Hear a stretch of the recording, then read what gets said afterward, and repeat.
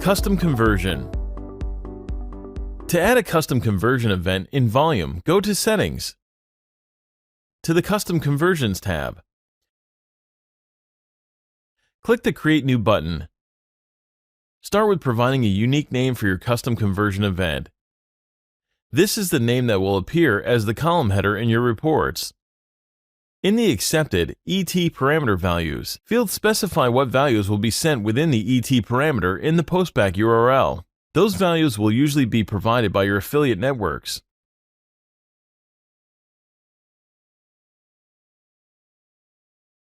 You can add up to 10 of these custom conversion events in Volume. Let's add another custom conversion event, uninstall.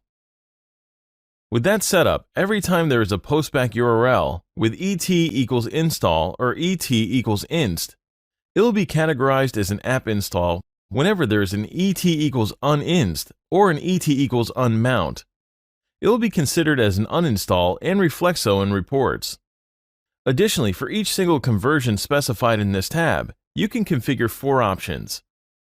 Include in Conversions column defines whether the custom conversion is counted in the general conversions count.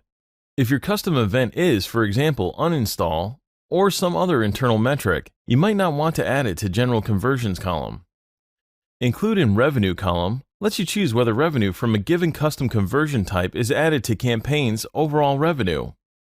Send postback to traffic source lets you choose if an outbound postback to the traffic source should be fired when a given custom conversion is registered in Volume or not. Including Cost column refers to campaigns which have the CPA cost model set. When this option is unticked, even though the postback URL to the traffic source will be fired, the conversion marked with this particular event type won't have the CPA cost applied.